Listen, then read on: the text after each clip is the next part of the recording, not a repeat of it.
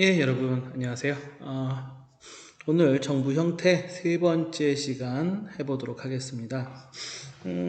우리 전 시간에 의원내각제하고 대통령제에 대해서 배웠잖아요. 그래서 오늘은 의원내각제와 대통령제를 비교하는 수업을 해보도록 하겠습니다. 우리 지난 시간에 또 하면서 계속 은근히 이제 비교를 했었죠. 은근히 비교를 했었는데 그걸 다시 한번 이제 표로 좀 정리를 하고 얘기하는 시간이 오늘 시간입니다.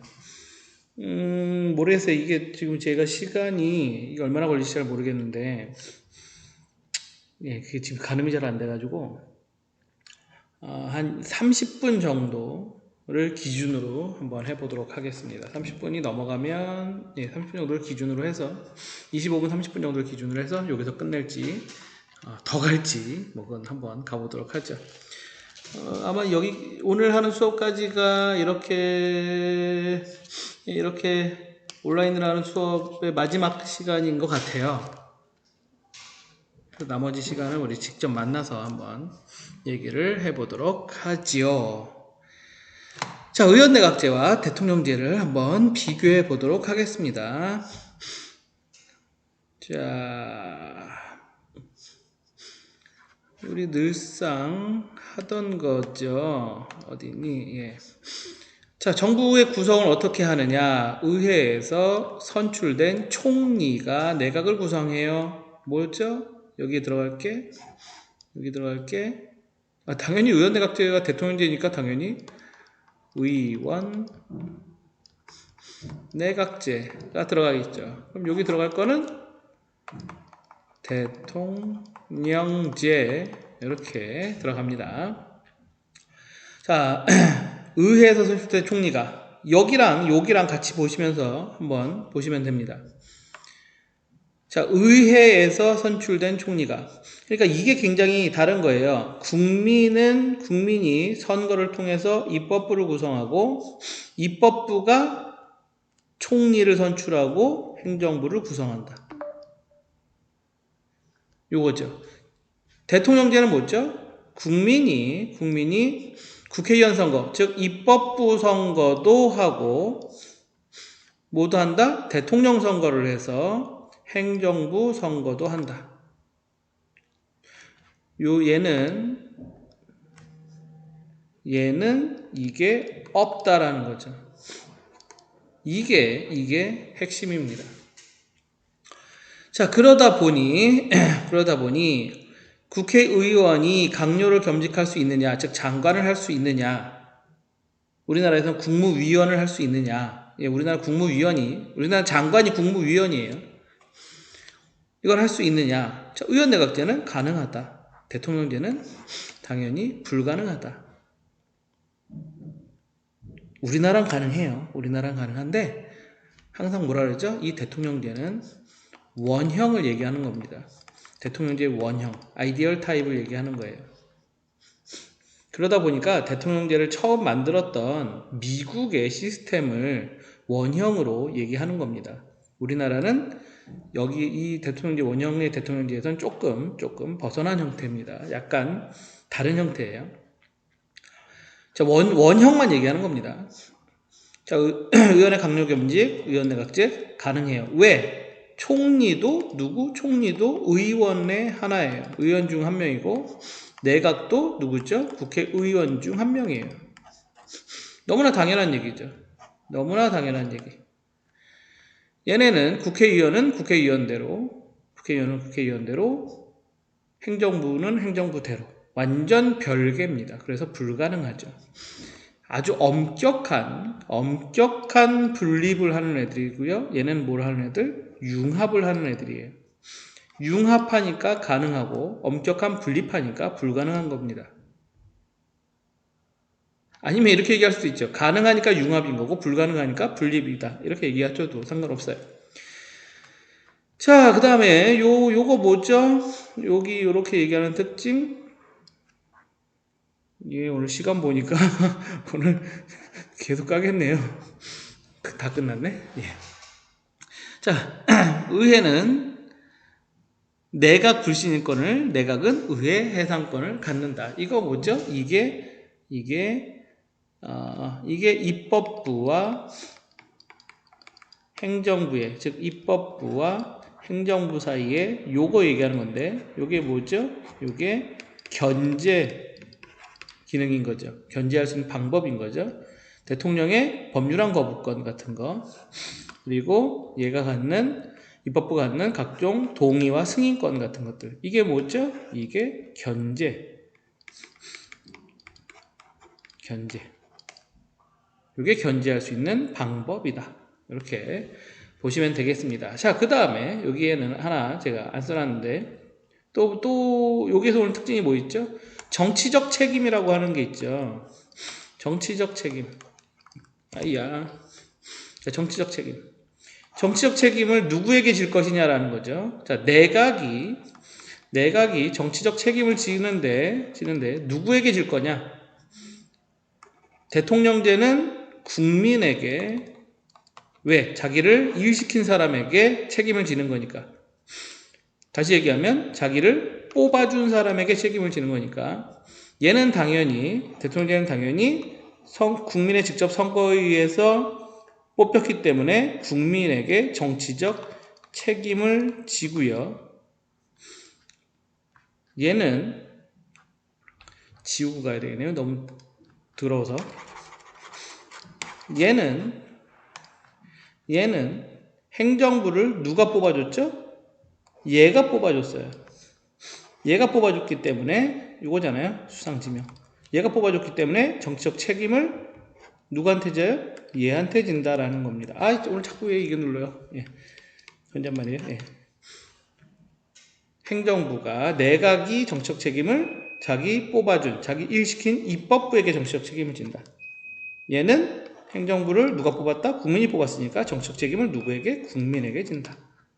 이런 차이가 있습니다. 이런 차이가 있어요. 기타 장점과 단점은 앞에서 다 했기 때문에 더 이상 다루지 않도록 하겠습니다. 자, 다음 얘기로 가보죠. 이제 오늘 우리나라 정부 형태까지 다 할게요. 금방 하겠네요. 자, 이원집정부제 얘기해 보도록 하죠. 이원집정부제는, 이거는 이제 원형의 형태가 이제 프랑스예요. 프랑스에서 만들어진 형태인데, 자, 이게요, 대통령제와 의원내각제를 플러스 시킨 정부 형태예요. 대통령제와 의원내각제를 두 개의 장점을 결합하려고 한 건데, 이것도 이게 좀 애매모호합니다. 아무튼 두 개를 절충한 형태예요. 제 수업 이제 오래 들어서 아시겠지만, 제가 이런 거 설명할 때 역사 엄청 좋아하죠. 그 기원, 왜 그런 식의 제도가 만들어졌나, 이런 거 진짜 엄청 좋아하는 거 아시잖아요. 또 그 설명을 하겠습니다. 짧게 할게요. 프랑스는 원래 의원내각제 국가였어요.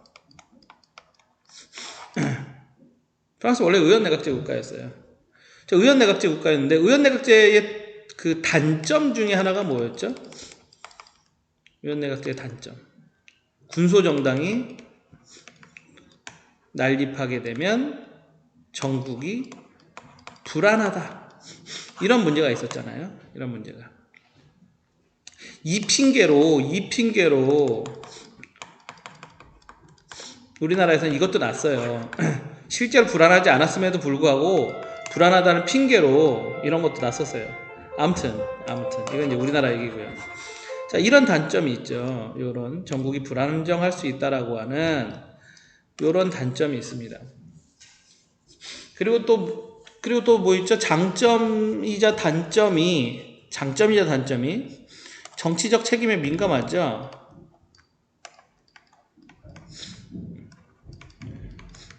정치적 책임에 민감하다는 건 장점인데, 이거로 인해서 정부가 자꾸 바뀔 수 있다라고 하는 거는, 요건 단점이 되는 거죠. 요거는. 자, 이런 장점과 단점이 언제 극명하게 벌어졌냐 하면 2차 세계대전 때 이게 사단이 나요.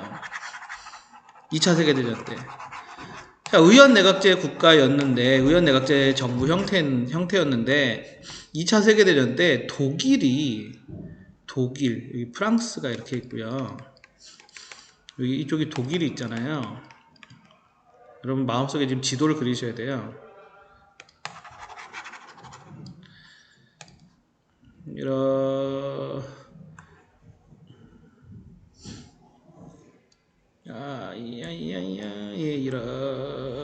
이렇게 여기 이탈리아. 예.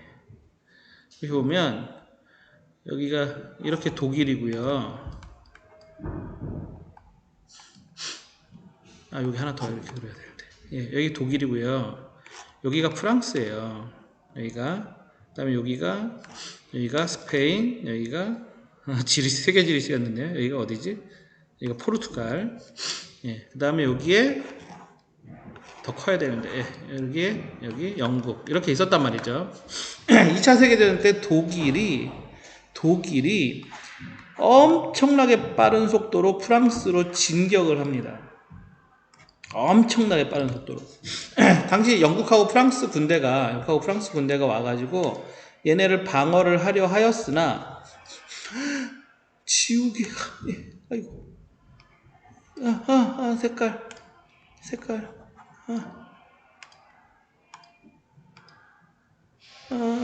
예.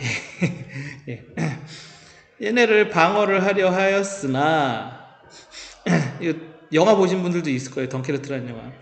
하려 했으나 다 여기 묶여가지고 진짜 2주 만에 끝장나고요. 3주 만에 항복해요. 3주 만에. 당시 프랑스는 유럽 최고의 육군 강대국이라고 불리던 나라인데 엄청난 속도로 전쟁이 벌어지면서 엄청난 속도로 막 전쟁에 집니다. 막 패배하는 거예요. 막 패배를 하니까 아까 장점 중에 하나 뭐였죠? 정치적 책임에 민감하잖아요. 정치적 책임에 민감하니까 전쟁에서 막 지니까 총리가 계속 할 수가 없어요. 그래서 총리가 사퇴합니다. 미안해요. 이래서 사퇴해요. 사퇴하고 새로 선거하죠? 새로운 총리가 뽑히는데, 아니, 지금 전쟁 해가지고 막 하고 있는데, 지금 중간에 총리 바뀌고, 그 다음에 총리 바뀌면 누구 바뀌어야 돼요? 장관들 바뀌고, 이제 막 업무 인수인계하고, 이럴 시간이 어디 있습니까? 이럴 시간이. 지금 전시인데. 그것도 옛날 전쟁은 1차 세계대전은 여기서 독일하고 프랑스 여기 라인에서 여기서만 그냥 지지분이 2년 3년 끌었거든요. 근데 지금 전쟁은 그런 게 아니에요. 당시 독일에서 했던 전쟁은 유명한 전격전이라고 불리는 순식간에 몰아붙이는 전쟁 방식이란 말이죠. 아니 2주 만에 3주 만에 정치적 책임을 지고 총리 사퇴하고 내각 총사퇴하고 새로 선거해가지고 거기서 새로 총리 뽑고, 물론 선거를 새로 하지는 않았어요. 이때는 선거를 새로 할 수는 없죠. 전쟁 시기니까. 그래서 얘가 사퇴하고, 그러면 입법부에 여기가 다시 새로운 수상을 지명하고, 이런 조금 컨포멀한 상태였는데 좀 이렇게 간단하게 하긴 했는데, 그래도 이 중요한 시기에 정부 수뇌부가 다 싹 갈리고, 말이 안 되는 얘기잖아요. 그리고 막 이러니까 서로 막 정치적 책임 공방을 막 하는 거죠. 뭐 단점이 뭐였죠? 군소정당이 난립하면 정치적 책임을 막 지는 거죠. 이 안에서도, 입법부 안에서도 이게 막 비상사태가 되니까 막 이파 저파 요파 뭐 항복하자 말자 뭐 끝까지 싸우자 아니야 적당히 뭐 어떻게든 해볼까 뭐 막 의견이 갈려가지고 그냥 막 난리가 납니다. 군소정당 난립한 거랑 똑같은 상황이 된 거죠. 전국 불안. 이런 문제가 생겨버린 거죠. 그래서 제가 서두에 얘기한 것처럼 2차 세계대전 때 프랑스는 3주 만에 독일한테 항복을 선언합니다. 프랑스 역사상 거의 최고의 뭐라고 불러야 되죠? 그거예요. 수치예요. 프랑스가 독일한테 딱 2번 졌는데, 딱 2번 졌어요. 딱 2번. 역사상 최고의 수치입니다. 자, 그리고 나서 이제 전쟁이 끝났죠. 그래서 자, 2차 세계 대전이 이제 끝났어요. 결국에 이제 독일이 패배하면서 끝났죠. 그리고 프랑스는 이 상태로 가면 안 되겠다. 정부 형태가 내각 책임제로는 좀 그렇다. 이런 생각이 드는 거죠. 내각 책임제로는 좀 그렇다. 그리고 2차 세계대전 때 프랑스에 아주 유명한 영웅이 나오는데, 히어로가 나오는데, 드골이라고 하는 사람이 나옵니다. 이 양반이 약간 독재적인 성격을 해요. 근데 영웅이라, 워낙 국가적 영웅이라 좀, 그래도 용서를 받았으나, 지금도 국가적 영웅입니다. 프랑스에서 드골은. 근데 이 사람이 꽤 독재적인 행보를 해요. 그러면서 이 사람이 만든 정부의 형태가, 그렇다고 대통령제를 그냥 가기엔 좀 무리가 있었던 거죠. 그래서 정부 형태를 의원 내각제가 갖고 있었던 그 혼란을 없애자. 특히 언제? 전시에, 전쟁이 났을 때 이런 혼란이 나오면 안 되니까 대통령도 있고 내각도 있고, 그러니까 총리가 있는 내각 책임제도 있고, 이렇게 해보자라고 하는 겁니다. 그래서 대통령은 큰 거, 국방, 외교, 이런 거를 중심으로 하고, 이런 큰 틀만 하고, 요 내각 책임제, 여기는 국내 문제, 요런 것들을 담당하는, 이렇게 이원 두 개로 나눠진 형태로 대통령이 담당하는 파트 하나, 내각이 담당하는 파트, 총리 쪽 내각이 담당하는 파트 하나, 이렇게 두 개로 나눠보자, 이렇게 한 겁니다. 그러다가 만약에 전쟁 같은 상황이 발생하면, 국가 비상사태가 발생하면 누가 전권을 갖냐 하면, 이때는 강력한 리더십이 필요한 거잖아요. 그때는 대통령에게 몰아주자. 비상사태니까. 평상시에는 둘이 나눠서 하다가 국가 비상시가 되면 대통령에게 권한을 확 몰아주자. 이런 식의 정부의 형태를 만들어냅니다. 이게 이원 집정부제예요. 이원 집정부제.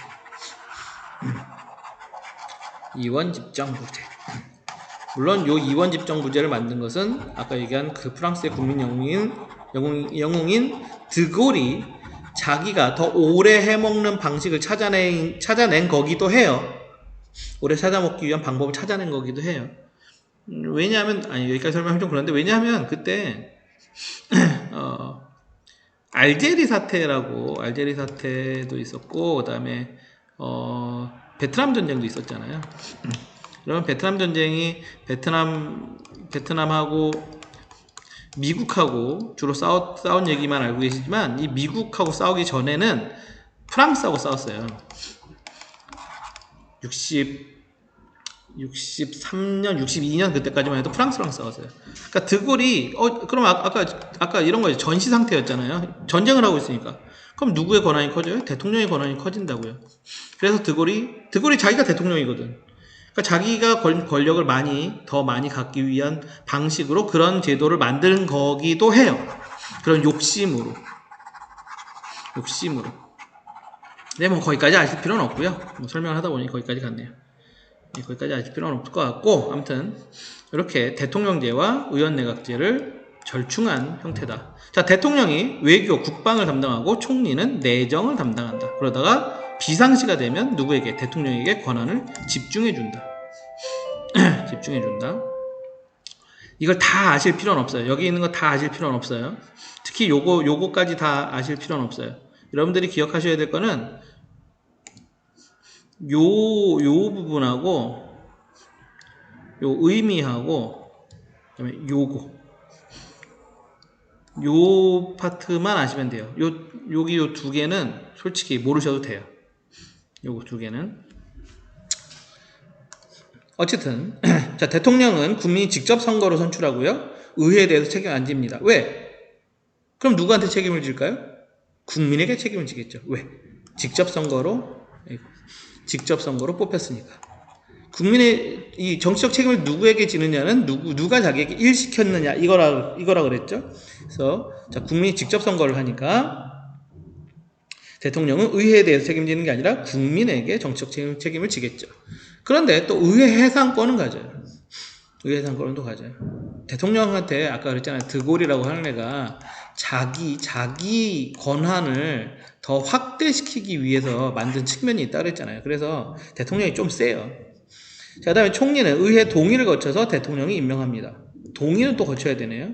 그리고 내각은 의회 신임에 의존하고 정치적 책임을 누구한테 져요? 의회에 지죠. 왜? 자기를 뽑아주는 애는 누구?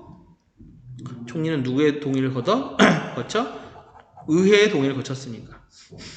그래서 대통령은 정치적 책임을 국민에게 지고 총리는 정치적 책임을 의회에 지고 이런 형태입니다. 자, 대통령의 소속 정당이 우리가 보통 여당, 야당 이렇게 부를 때는 정권을 획득한 쪽을 여당이라고 불러요. 이거 들야예요. 아무래도 정권을 획득하면 예를 들어 우리나라로 치면 대통령이 있는 정당은 좀 따뜻하잖아요. 그럼 대통령이 없는 정당은 어떨까요? 벌판에 들판에 있는 것처럼 바람 불고 막 한단 말이죠. 그래서 들야자를 써서 야당이라고 얘기를 합니다. 자, 대통령이 있는 만약 영국 같은 경우는 총리를 배출하는 정당이 여당이 되겠죠. 거기 대통령이 없으니까. 자, 만약에 대통령이 있는 정당 여당과 의회가 그러니까 대통령이 있는 정당이 여당이 의회에서 과반 이상을 차지하지 못하는 경우, 보통 우리는 그걸 여소야대라고 불러요. 여당이 작고 야당이 큰 거. 그래서 여소야대라고 부릅니다. 이런 상황이 되면 동거정부가 구성되기도 해요. 동거정부. 뭐냐면 대통령과 다른 정당에서 정치적으로 다른 정당의 총리가 서로 같이 사는 거죠. 우리는 그걸 동거라고 부르죠. 대통령과 다른 정당 총리, 서로 다른 정당 출신들이 서로 정부를 구성하고 있기도 합니다. 이런 좀 독특한 형태의 정부 형태가 있는데 그걸 이원집정부제라고 부른다. 이원집정부제라고 부른다. 프랑스 스타일이다. 우리나라에서 그럼 굳이 우리나라에서 이원집정부제까지 공부해야 돼? 예, 공부해야 돼요. 왜? 있으니까. 옛날에 수능에 가끔 한번 나왔거든요. 수능에서. 그리고 또 배워야 되는 이유 중에 하나가 저는 그래요. 저는 세계에 어떤 제도들이 있는지를 기본적으로 그래도 자세히 몰라도 조금 알아야 우리나라가 앞으로 대통령제를 할지 의원내각제를 할지 아니면 이원집정부제를 할지 이런 거에 대해서 그래서 국민들이 조금은 알아야 될 거 아니에요. 그러니까 우리가 아는 게 우린 대통령제밖에 몰라. 그럼 방법이 그럼 맨날 대통령제 그러니까 이게 좋은 제도건 나쁜 제도건 없이 그냥 이렇게 갈 거잖아요. 이렇게 말 나온 김에 하나 더 얘기하면 미안해요. 말 나온 김에 하나 더 얘기하면 여담입니다만은 우리가 이번에 국회의원 선거 하는데 이런 거 있잖아요. 준연동형 비례대표제라는 걸 했잖아요. 이거를. 근데 라디오나 TV에 이거 반대하던 정당의 국회의원들이 나와서 자꾸 뭐라 하냐면 아니 이거 복잡해서 국민들이 이거 어떻게 돌아가는지도 모르는 걸 하면 어떻게 자꾸 이런 얘기를 하거든요. 이게 조금 복잡해요. 근데 그렇게 복잡하지도 않아요, 솔직히. 근데 이거 모르면 영원히 그럼 안 할 거예요. 이게 좋은 제도인데. 전 진짜 싫어합니다만. 어쨌든 우리나라 이 국회의원 선거제도는요, 전 세계에서 가장 단순해요. 가장 단순하고 그래서 가장 뭐라 해야 되죠? 단순하다 보니까 부작용이 많은 그런 제도예요. 근데 이거 뭐 특정 정당들에게 유리하다고 국민들한테 다른 좋은 방식들이 많은데 그걸 다 아예 설명도 안 해주고 모르잖아요, 국민들이. 이거 원래 전 세계 다 이렇게 하는 거야. 이런 식으로 거짓말 시킬 수는 없잖아요. 더 좋은 제도들이 있는데. 저는 그래서 자세히는 몰라도 세상에는 참 다양한 정부 형태가 있고 참 다양한 선거 제도가 있다는 거를 배워야 된다고 생각합니다. 알아야 된다고 생각해요. 그래서 이원 집정부제도 이렇게 가르치고 있는 거다라고 생각하시면 됩니다. 그리고 또 우리나라의 많은 정치학자들이 앞으로 우리나라가 통일이 되면 우리나라의 정부 형태는 이원 집정부제가 가장 잘 어울릴 거다라고 하는 얘기를 많이 해요. 많은 정치학자들이. 자, 그래서 이원 집정부제에 대해서 좀 공부를 해본 거고요. 자, 마지막 우리나라 정부 형태 보도록 하겠습니다. 예, 이것도 금방 끝날 거예요. 자, 우리나라 정부 형태는 기반은 대통령제예요.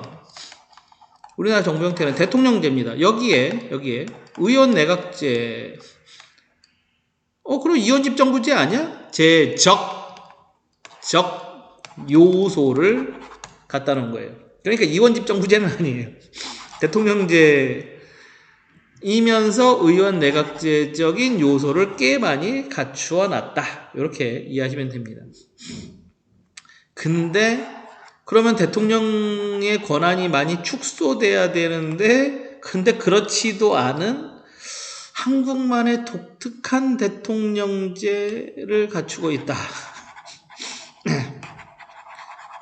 예, 이상한 대통령제를 갖고 있다. 제도가 나빠도요, 그걸 쓰는 사람이 괜찮으면 괜찮긴 해요. 그래도 어느 정도 커버는 돼요. 제도가 나빠도. 근데 제도가 아무리 좋아도요, 그걸 쓰는 사람이 나쁘면 그게 또 악용될 수 있어요. 우리 그런 거잖아요. 우리 87년 이후로 계속 똑같은 그 정부 형태를 띠고 있었는데, 물론 그 전에도 거의 똑같은 정부 형태입니다만은. 근데 그때도 다르잖아요. 대통령을 누가 하느냐에 따라서 그게 활용되는 방식이 굉장히 다르거든요. 자, 아무튼 자, 우리나라 정부 형태. 그래서 대통령제를 바탕으로 의원 내각제적 요소가 부분적으로 가미된 정부 형태입니다. 그럼 의원 내각제적 요소가 뭐냐? 자, 국무총리가 있고요. 국무회의가 있어요. 이건 원래 누구 거? 원래 의원 내각제 거예요. 근데 우리나라는 국무총리도 있고 의원 내각제도 있어요. 원래 대통령제는 국무총리가 없고 대신 누가 있냐면 부통령이 있어요. 근데 우리나라는 부통령 없고 대신 누가 있어요? 총리가 있어요. 우리나라 1공화국, 2공화국 때까지는 부통령이 있었습니다. 누구 때죠? 이승만 때. 그때까지는 부통령이 있었어요. 그때는 총리가 없었죠. 그때는. 아무튼 현재는 이런 거고요. 그 다음에 행정부의 법률안 제출권이 인정됩니다. 이것도 의원 내각제였죠. 대통령제에서는 행정부의 법률안 제출권이 인정되지 않아요. 왜냐하면 굉장히 엄격한 삼권 분립이기 때문에.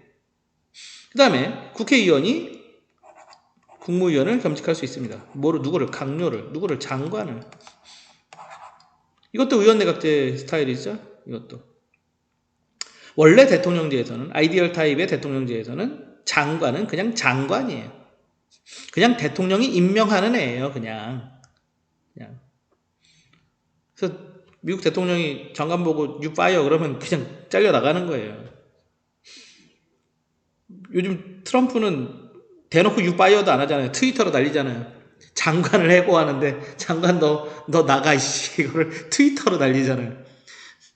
정식으로 통보도 못 받고. 내가 장관인데 대통령이 야 너 마음에 안 드니까 이제 일하지 마. 이거를 트위터로 하라. 말도 안 돼. 트럼프 참 대단한 사람입니다. 그런 애를 또 대통령으로 뽑아주는 미국도 참 우리 민주주의라고 얘기는 말이 안 나오는 동네긴 하죠. 우리랑 어떤 뭐라 해야 될까요? 전통이 달라서 그래요. 자, 그 다음에 대통령의 국회 소집권도 인정돼요. 원래 대통령제는 뭐라고요? 행정부는 행정부, 입법부는 입법부, 사법부는 사법부. 그래서 행정부의 수장인 대통령이 어떻게 감히 입법부한테 감히 국회를 소집하라 그래요. 안 되죠. 근데 우리나라는 합니다. 이것도 의원내각제적인 요소예요. 그 다음에 국무총리와 국무위원에 대한 해임건의권. 장관 얘 잘라주세요 라고 누가 국회에서 대통령에게 요구할 수 있는 권한.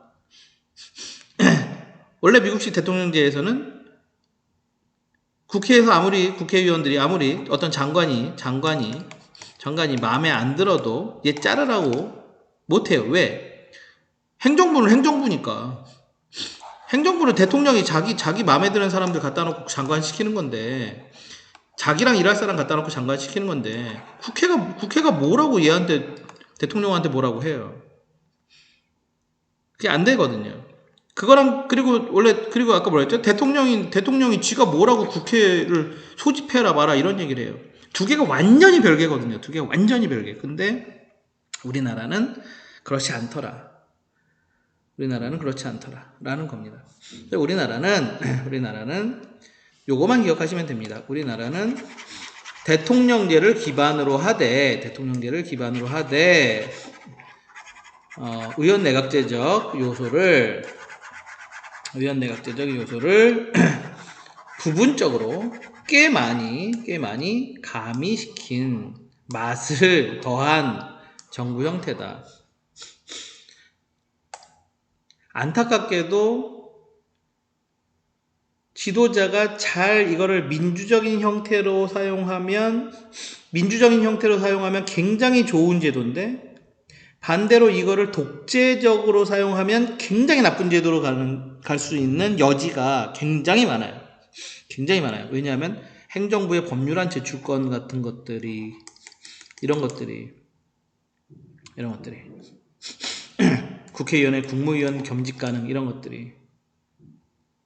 그러니까 만약에 대통령이 나쁜 마음 갖고 국회를 통제하기 위해서 국회의원 중에 좀 힘 있는 자기 친한 애를 장관을 시키면 얘는 장관하면서 국회의원도 하면서 여기를 통제하려 노력하는 막 이런 나쁜 형태.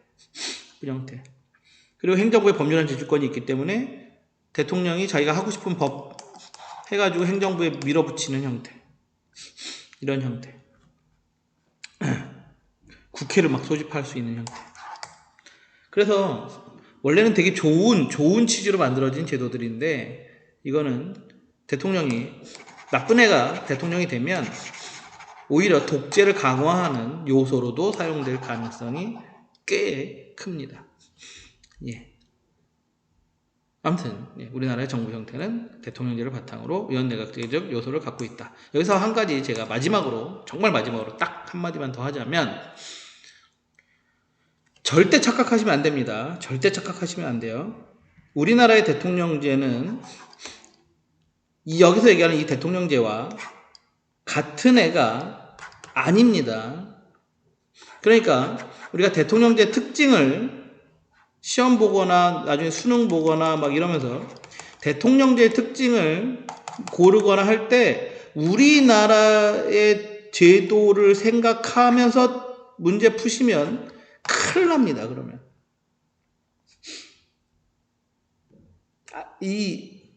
이거 할 때는 아이디얼 타입으로 하셔야 돼요. 절대 우리나라 정부 형태를 떠올리면서 대통령제에 관련된 문제를 푸시면 거의 100% 틀려요. 그러니까 두 개가, 우리나라가 대통령 중심제를 채택하고는 있으나 아이디얼 타입한 대통령제는 아니다라는 것을 머릿속에 잘 갖고 있어야 합니다. 오늘은 여기까지 얘기하고요. 다음 시간에 얼굴 보면서